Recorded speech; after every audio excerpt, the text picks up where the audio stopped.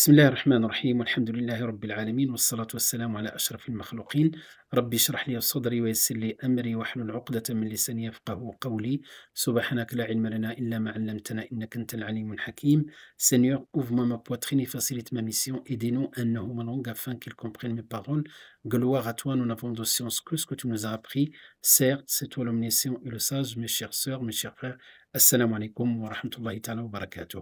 Donc, après l'introduction aux qawaid fiqh aux adages juridiques, ou bien les principes, les règles juridiques ou les principes juridiques, donc vous allez vous habituer avec ces traductions, mais en arabe, al-qawaid al-fiqhiyya.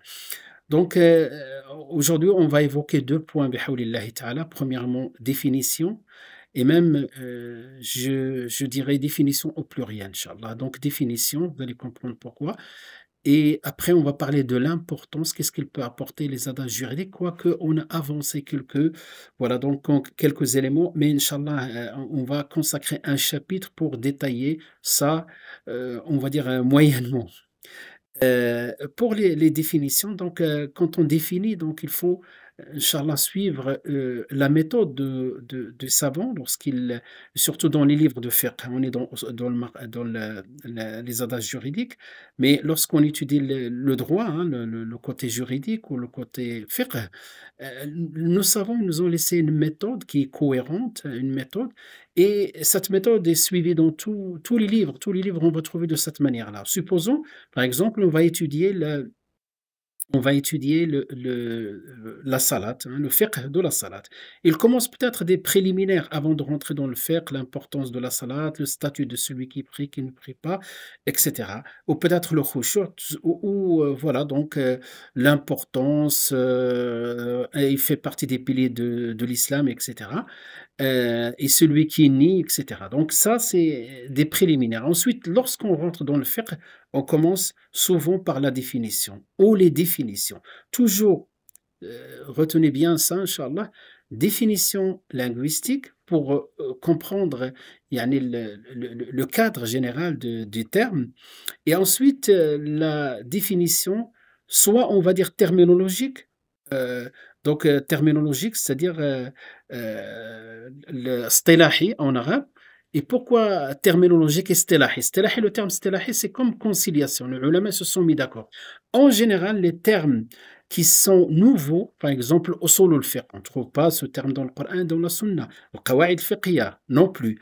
Et donc là, on va utiliser l'istilah. On va utiliser l'istilah. C'est-à-dire, ce sont les savants qui ont mis en place cette manière de définir. Troisième définition, on peut trouver al-ma'na al-shar'i. Et lorsqu'on dit shar'i, c'est-à-dire légal, ou le sens, voilà, le sens légal, la définition légale, c'est souvent ces petites nuances-là. Des fois, on confond les deux. Ce n'est pas, yani, ce n'est pas une erreur, mais il manque de nuances. Mais lorsqu'on va dire al-ma'na al-shar'i, c'est que le terme existe bel et bien dans le Coran, dans la Sunna. C'est-à-dire le législateur qui a employé ce terme comme la salat, comme la zakat. Voilà, c'est une petite nuance. Ensuite, donc, le fuqaha nous ont appris, commence par les fondements, les piliers de la salat. C'est comme ça, si je veux transmettre à quelqu'un, je vais lui apprendre les fondements, ou bien les piliers, ou bien les obligations, le fara'id, et je lui explique les règles qui vont avec. C'est-à-dire, s'il manque un fard, l'acte peut être annulé s'il n'est pas corrigé. Ensuite, les sunan. Les sunan, par exemple, dans les salades, je peux les corriger qu'avec des prosternations si j'oublie. Bien sûr, toujours dans le cas d'oubli ou d'erreur. Pas de manière délibérée. Donc, si j'oublie une sunna, je peux me contenter simplement de sujoud sahw. C'est pour cela qu'ils vont faire voilà, ce classement. Et même dans le sunan, on trouve des fois 3 degrés pour bien nuancer. Ensuite, on va trouver par exemple ce qui est autorisé, ce qui est mubah, certaines choses, tu peux les faire pendant la salate. Ce qui est makro, ce qui est déconseillé, ce qui est interdit, quand on dit interdit, ce qui annule la salate. Et voilà, cet ordre-là, on va le suivre pratiquement dans tous les chapitres de fiqh. Donc, ce que je retiens de là par rapport à al-qawaid al-fiqhiyya, simplement lorsqu'on définit, il y a plusieurs manières de définir. Donc, toujours le sens linguistique est suivi par d'autres sens. Et vous allez voir, des fois, on a on va dire des concepts, hein, ou bien des domaines dans lesquels leur nom est composé de 2 mots. Par exemple, al-qawa'idu al-fiqhiyya. al-usul al-fiqh, deux choses. Et donc là, les ulama, ils définissent de manière séparée. Ils vont définir par exemple qu'est-ce que le qawaïd. Et même pour aller plus loin, moi j'ai essayé de réduire tout ça. Ils vont dire le qawaïd, sens linguistique et sens terminologique. Al-fiqhiyya, sens linguistique, sens terminologique. Et ensuite, ils vont, ça c'est la première manière de définir, c'est-à-dire de manière séparée. Ensuite, de manière combinée, et cette manière combinée comme un nom propre. Hein, comme un nom propre. Al-Qawaïd al-Fiqhiyya devient une appellation par rapport à une étude ou un domaine bien précis. Et donc, on n'a pas besoin, yani, des fois, de passer par la séparation des définitions. On peut passer directement par la définition en tant que alam, il l'appelle. Par exemple, Abdullah, Abd. On peut définir que veut dire Abd, serviteur. Allah, le Ismul Jalala, le nom d'Allah subhanahu wa ta'ala. Et après, le Abdullah en tant que nom propre. Voilà pour commencer, pour comprendre de quoi on va, Inch'Allah, qu'est-ce qu'on va évoquer. Eh ben voilà ce que vous voyez. J'ai mis en arabe et en français, ça peut vous apporter, Inch'Allah, un peu plus de vocabulaire en arabe. On تعرف القواعد الفقهية, définition des adages juridiques. باعتبارها مركبا وصفيا en tant que locution descriptive, c'est-à-dire ici مركبا, j'ai pas traduit mot par mot, مركبا c'est-à-dire composé, وصفيا avec يعني deux termes, hein, donc composé de termes. Le premier terme c'est un nom et le deuxième un qualificatif, c'est ça ce que je veux dire par rapport à ça.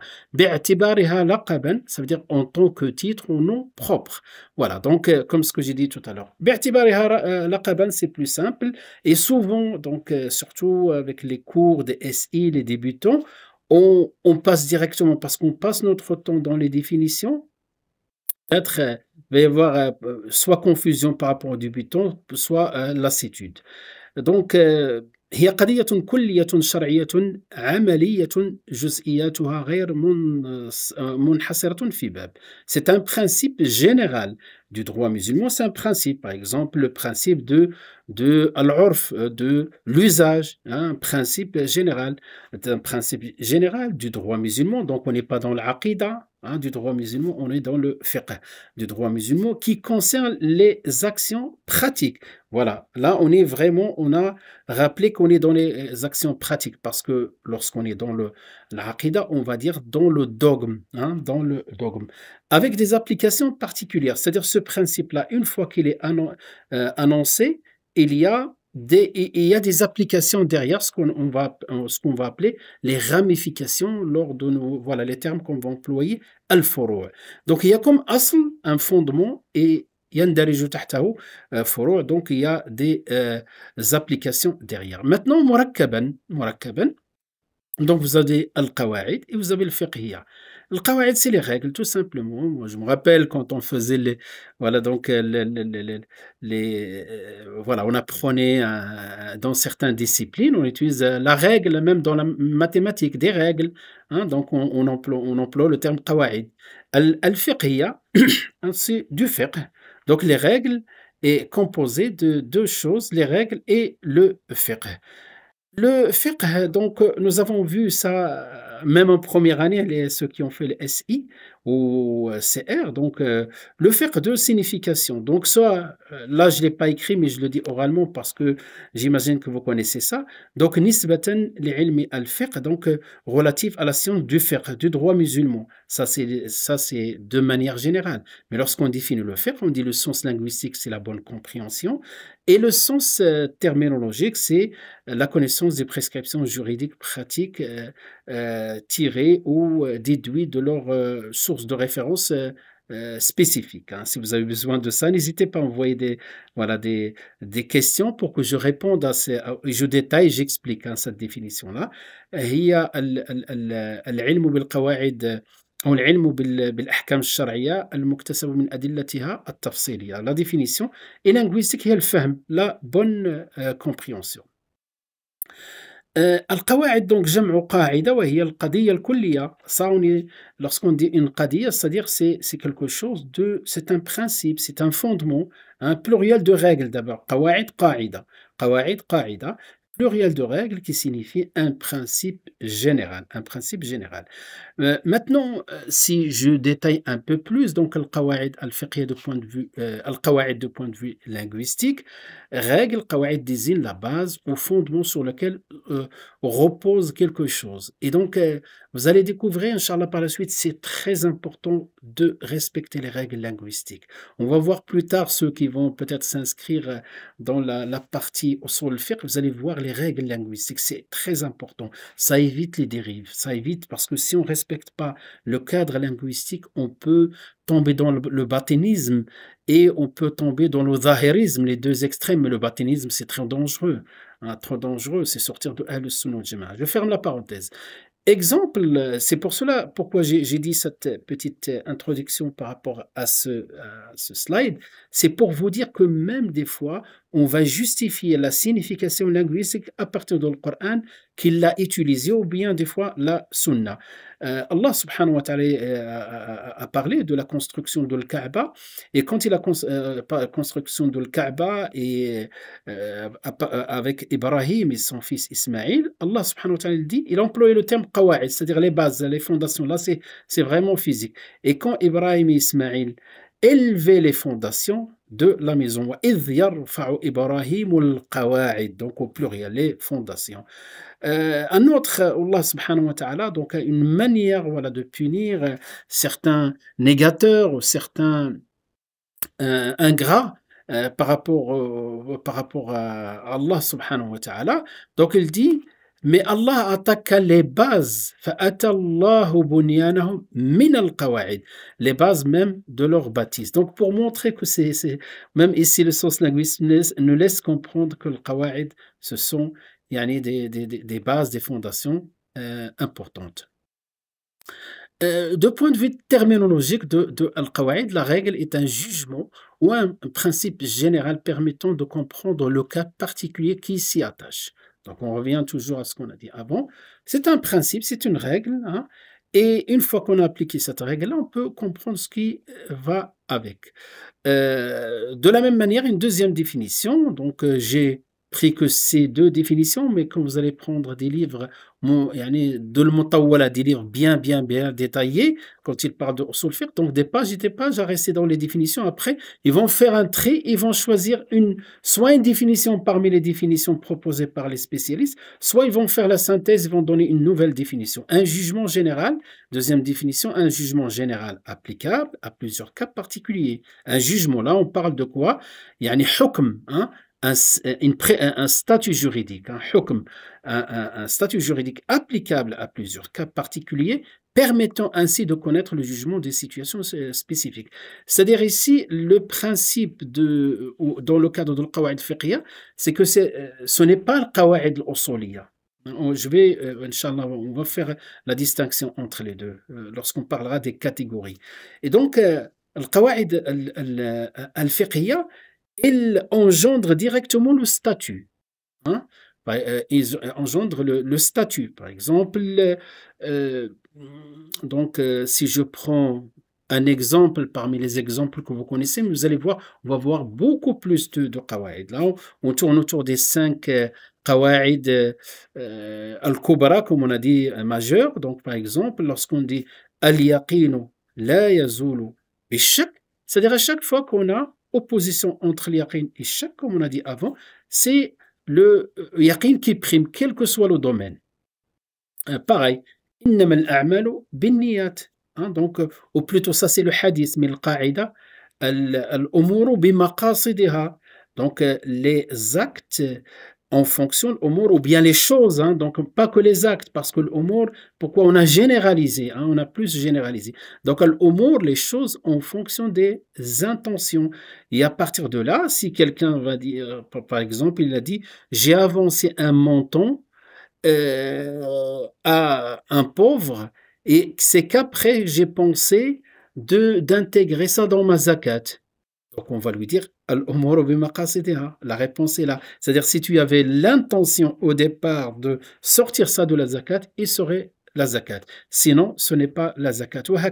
Donc voyez comment le fait d'apprendre al-Qawa'id al-Fiqhiyya nous aide à trouver très rapidement la solution, nous aide à trouver très rapidement le statut. Donc, ainsi, de manière générale, les adages juridiques sont un ensemble de règles générales qui englobent de nombreux aspects particuliers dans le domaine du droit musulman, comme son nom l'indique, Qawa'id Fiqhiyya, le droit musulman, et sont utilisés comme un outil pour simplifier, faciliter la compréhension de l'application de le faire.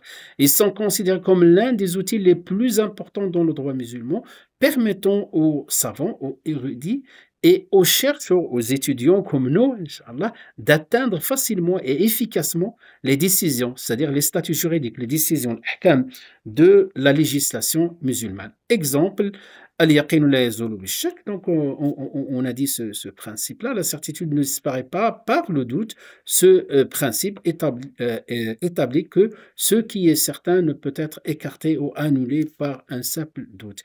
Et Dieu sait combien de personnes qui souvent ils sont touchés par ce phénomène de multiplication de shak, etc. Donc, si on arrive à les comprendre rationnellement que ce chèque n'a aucun poids, comme Allah nous dit. On a vu ce verset-là. وَمَا يَتَّبِعْ أَكْثَرُهُمْ إِلَّا الظَّنَّ إِنَّ الظَّنَّ لَا يُغْنِي مِنَ الْحَقِّ شَيْئًا.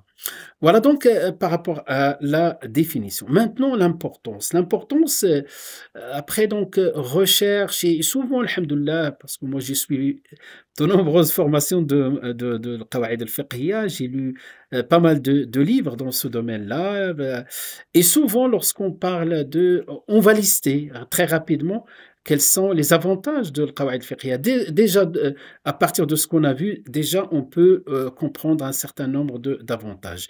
Mais après, alhamdoulilah, après recherche, donc globalement, j'ai trouvé qu'il y a deux choses à retenir quant aux avantages donc, la connaissance de l'Qawa'id al-Fiqhiyya comme d'autres Qawa'id. Donc, le Qawa'id al-Fiqhiyya, qu'est-ce qu'il nous apporte? Donc, c'est pour cela que j'ai distingué. Ben, un apport des adages juridiques, il nous apporte quelque chose de plus. Et ensuite, avec ça, il faut rajouter des avantages. C'est pour cela que j'ai mis des couleurs pour bien distinguer les deux. D'abord, de la cohérence et de l'harmonie dans la pensée juridique. Et vous allez voir, c'est ici, je vous ai parlé de l'introduction de Al-Qarafi, rahimahullah, dans son livre pas le Muwafaqat, son livre Allah يثبتنا, Al-Furuq, voilà, Al-Furuq, on l'a ici à l'Institut. Et donc, je vais, pour comprendre ça, et j'ai pas besoin de faire de commentaires, simplement on va lire ensemble, Inch'Allah, qu'est-ce qu'il a dit par rapport à ça. Et ça, subhanallah, ce témoignage de Al-Qarafi, je le trouve dans tous les livres je vous ai parlé de ça, donc dans tous les livres qui parlent de l'Qawa'id al-Fiqhiyya ou de manière générale de l'Qawa'id. Donc, dans les premières pages, après l'introduction, l'éditeur en général, dans les livres, et on commence par ça.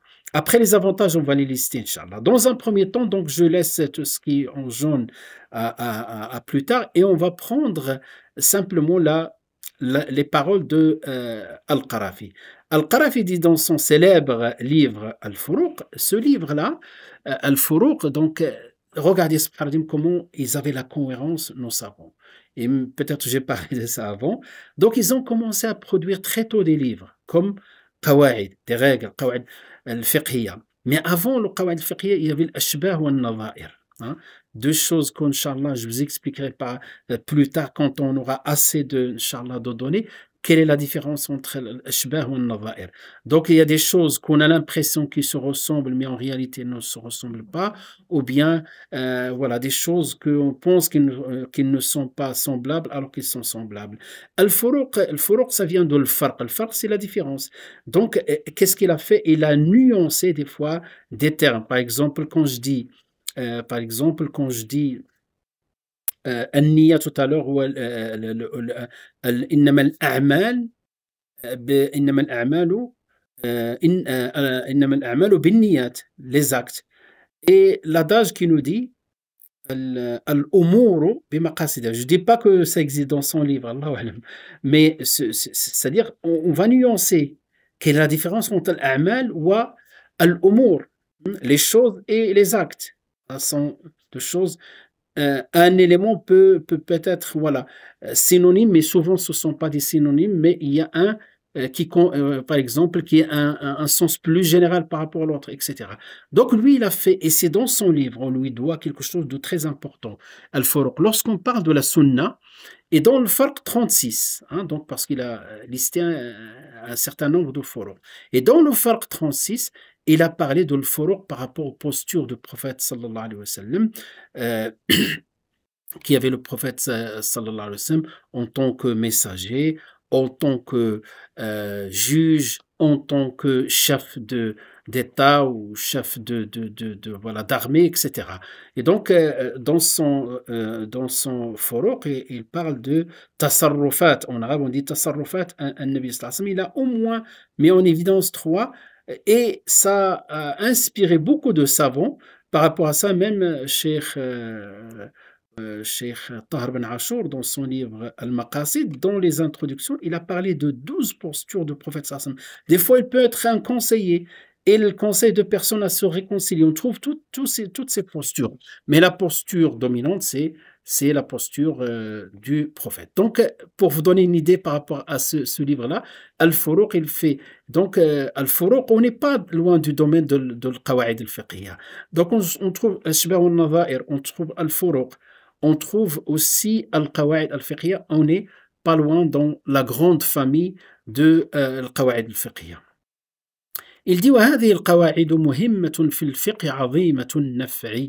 Ces règles jouent un rôle central dans la jurisprudence, quand on parle jurisprudence, le droit musulman, et sont d'une utilité immense. بقدر الإحاطة بها يعظم قدر الفقيه ويشرف. Il dit la maîtrise, en fonction de la maîtrise, hein, la maîtrise de ces règles détermine l'élévation et le prestige du faqih, du juriste. Plus il les connaît, plus il a plus de prestige.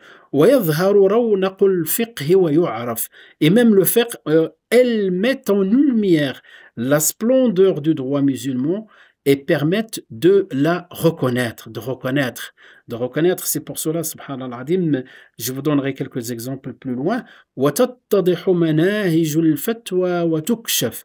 Et de plus, il clarifie la méthode. Là, c'est le mot qu'il faut souligner peut-être, la méthode d'émission des fatwas, et leur relève pleinement. Donc, on a dit tout à l'heure, parce que le qawaïd, il porte le statut avec elle, ou avec lui, si on dit adage, avec elle, si on parle en français. Donc, ensuite, je vais passer directement à la phrase suivante. ومن جعل يخرج الفروع بالمناسبات الجزئية دون القواعد الكلية تتناقض عليه الفروع. Celui qui base ses raisonnements sur des cas isolés, un hadith, une fatwa, comme ce qu'ils font des novices souvent, hein, sans se référer aux règles générales, verra ses conclusions se contredire et diverger. À un moment donné, il va comprendre qu'il est en plein contradiction. وتزلزلت خواطرها فيها واضطربت, même au niveau psychologique, au niveau sentimental. وضاقت نفسه لذلك وقنطت واحتاج إلى حفظ الجزئيات التي لا تتناهى وانتهى العمر ولم تقض نفسه من طلب مناها. Ses réflexions vacilleront et s'embrouilleront, son esprit sera perturbé et découragé. Il devra, parce qu'il devra mémoriser une infinité de cas particuliers. Donc, chaque question, la réponse, hein, sans se référer à une règle générale. Et malgré cela, il n'atteindra jamais pleinement son objectif, même au terme de sa vie. Ensuite, il dit ومن ضبط الفقه بقواعد استغنى عن حفظ أكثر الجزئيات لاندراجها في الكليات واتحد عنده ما تناقض عند غيره. En revanche, celui qui maîtrise les règles du droit musulman pourra se passer de mémoriser la plupart des cas particuliers. Si tu connais un cas, tu connais toutes les branches de ces cas-là, toutes les ramifications, ce qu'on a dit à Furu'. Car ceux-ci sont englobés dans les principes généraux. ce qui paraît contradictoire aux autres lui semblera parfaitement cohérent. Et subhanallah, c'est ça ce que j'ai dit tout à l'heure, je vous parlerai de ça plus loin, c'est subhanallah, souvent, hein, des fois, on peut tomber dans une forme de contradiction. On nous pose des questions de fois, souvent sous forme dans lequel on trouve deux textes. On a l'impression qu'il y a on va dire, une contradiction apparente. La première chose, c'est que si on a l'impression, si on a le sentiment d'une contradiction, c'est que la contradiction à notre niveau. Pourquoi? Parce que le Coran et la législation viennent min ladun hakim il khabir. Donc c'est savant et connaisseur et sage. Donc on ne peut pas être en contradiction. Et donc, il y a quelque chose qui nous a échappé. C'est pour cela, subhanallah, un certain nombre de savants, par exemple, certains, je vais essayer de trouver son nom, donc il disait, apportez-moi toute forme de contradiction, je vous apporterai la solution et je vous expliquerai le lien entre telle et telle chose. C'est-à-dire, je résous ce problème de contradiction. Et donc, même ce savant-là, subhanallah, mémoire des fois, pas le Waqidi, je vais le retrouver, Inch'Allah, et même le livre, je peux vous montrer, Inch'Allah. Le livre, on l'a, alhamdoulilah, j'ai trouvé, j'ai acheté pour la bibliothèque. وأجاب الشاسع Ibn Qutayba, ce savant-là, Ibn Qutayba, il disait apportez-moi quelle que soit la contradiction et je vous apporterai. Et Subhadim, dans son livre de Ibn Qutayba, rahimahullah, il explique certaines contradictions apparentes, hein, donc, dans nos esprits et il donne la solution. Et il n'y avait pas que lui. Donc, pourquoi? Parce qu'il a compris le faire à travers les fondements et à travers le qawa'id, pas tous les détails d'une manière isolée. وأجاب الشاسع البعيد وتقارب وحصل طلبه في أقرب الأزمان وانشرح صدره لما أشرف فيه من البين. Comme avant, on a parlé de l'hésitation dans son cœur et voilà, donc un sentiment de ne pas atteindre ses objectifs. Là, c'est le contraire. Il sera capable de répondre à des questions éloignées et complexes en les rapprochant, et il atteindra ses objectifs en temps plus court. Son cœur s'apaisera grâce à la clarté qui lui illuminera son esprit. فبين بين المقامين entre les deux بين المقامين شأن بعيد وبين المنزلة تفاوت شديد الفروق صفحة donc جزء أول donc premier volume صفحة 1-2 donc voilà. Il existe un écart, pour finir, il existe un écart immense entre les deux approches. C'est-à-dire l'approche dans laquelle il y a la cohérence, on revient au fondement, et l'approche dans laquelle on est noyé dans les détails. C'est ce qui arrive à beaucoup de jeunes, parce que ça fait partie on va voir partie les avantages de connaître le qawaïd al-fiqhiyya. Bien sûr, il faut connaître le fiqh, il faut connaître un minimum de fiqh, Inch'Allah. C'est voilà, cette cohérence, cette capacité d'être dans la cohérence, comprendre, prendre de la hauteur pour voir comment il sent plus loin. Hein. Il dit que comme s'il est sur une colline et il voit les choses, il prend de la hauteur, il voit les détails, il voit les liens entre les éléments. Donc il existe un écart immense entre les deux approches et la différence entre les deux niveaux est considérable. Voilà ce qu'il a dit Al-Qarafi. Cette introduction est utilisée par voilà, comme exemple dans les introductions des livres des Al-Qawaïd al-Fiqhiyya, les principes juridiques, les adages juridiques.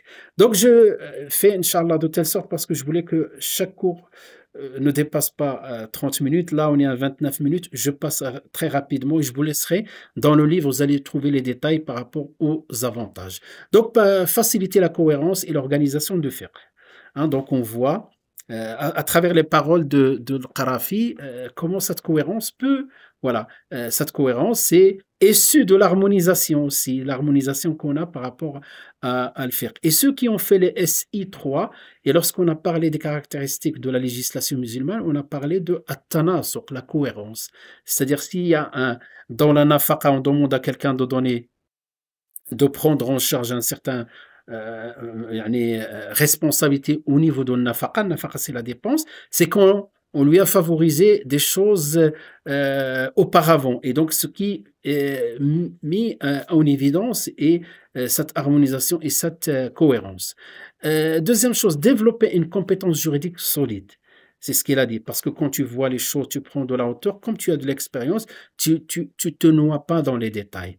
De la même manière, unifier les fatwas et les décisions. Donc, on va être cohérent. Même lorsque quelqu'un nous pose une question, on va être cohérent parce que on suit des règles, on suit un chemin bien défini, bien tracé. Aider à la résolution de nouvelles questions et des situations inédites. Donc, parce que ces qawaïd-là, une fois qu'ils sont établis, donc nous avons les solutions à travers ces qawaïd, c'est-à-dire ils sont valables dans le temps et dans l'espace.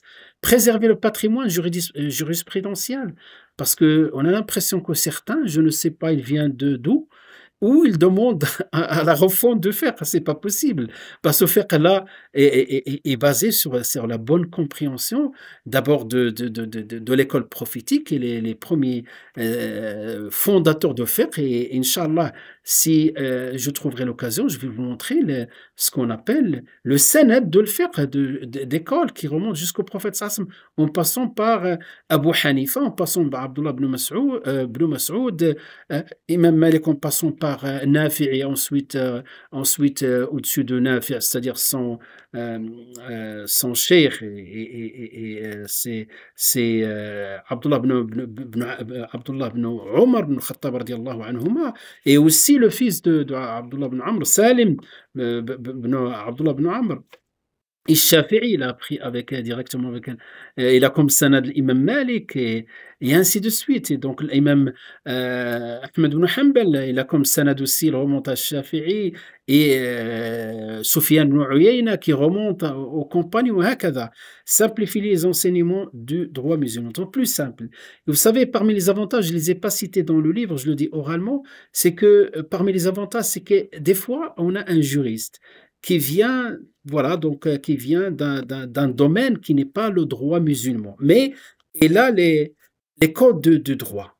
Donc c'est un juriste. Il veut connaître le droit musulman, ben, de manière courte et rapide. Ben, on lui présente le droit musulman sous forme de base juridique. Il est en capacité de comprendre plus rapidement. Simplifier aussi l'enseignement, comme on a dit, faciliter l'accès au droit musulman, faciliter l'accès. C'est ce qu'on va voir dans Majallat al-Ahkam al-Shari'a, c'est ce qu'ils ont fait les Ottomans. Donc pour donner des codes, des articles sous forme d'articles, ils étaient des adages, ils étaient sous forme d'adages juridiques. Aider à relier les différents domaines du droit musulman. Voilà. On va voir parce qu'il y a des adages juridiques des fois qui traversent. Donc si on fait dans le fiqh, nous avons l'axe du culte, nous avons l'axe de tout ce qui est famille, etc. Ben, il traverse tout ça. Il traverse famille, transaction, clarification clarification du consensus et de divergence. À travers les adages, on va voir des adages qui font l'objet de consensus, ou d'autres des adages, on va dire, qui sont pas au premier degré, pas au deuxième, peut-être au troisième degré, qu'on va appeler par la suite les ad-dawabit. Ad-dawabit, et là, on va trouver des dawabit. Dawabit, ce sont des normes qui ne dépassent pas un chiffre, un chapitre. On peut trouver le dawabit par exemple, au niveau de la purification chez les malikites. Ça, c'est un dawabit pour eux. Je dis que le sens, c'est-à-dire tout être vivant est pur, y compris le chien. Donc là, ça nous suffit pour comprendre. Tout ce qui est vivant est pur. Tout ce qui est vivant est pur pour eux. L'impureté se pose après la mort, c'est-à-dire est-ce que par l'abattage ou rituel ou bien meïta, autre chose qu'on a la bête morte, etc. Donc et on va trouver des dawabit aussi dans chaque école. Donc, clarification de consensus et divergence. Lorsqu'on va dire ça, c'est un dawabit chez telle ou telle école, ça suffit pour comprendre. Plus tard, si vous voulez mieux connaître, Inch'Allah, une école à travers les adages juridiques de l'école.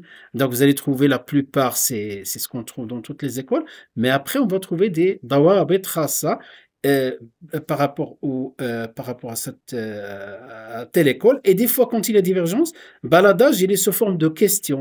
Hein, sous forme de question. Ça veut dire que quand tu lis l'adage, c'est qu'il y a divergence par rapport à ça. وهل العبرة par exemple بعموم اللفظ بخصوص السبب أم بعموم اللفظ par exemple un des adages qu'on trouve ici c'est pas adage fiqhi quoi qu'on peut l'utiliser dans le fiqh mais voilà donc Inch'Allah c'est ce qu'on va voir par la suite lorsqu'on rentre dans les applications donc il reste quand même un chapitre important qui concerne les typologies des adages. Et Inch'Allah, sur cette partie-là, Inch'Allah, on verra, on va faire beaucoup d'exercices, Inch'Allah, pour distinguer qu'est-ce qui est قاعدة كلية, qu'est-ce qui est قاعدة فقهية, qu'est-ce qui est قاعدة أصولية, qu'est-ce qui est ضابط, etc. وصلى الله وسلم وبارك على سيدنا محمد وعلى آله وصحبه أجمعين والسلام عليكم ورحمة الله تعالى وبركاته. À la prochaine. إن شاء الله تعالى. السلام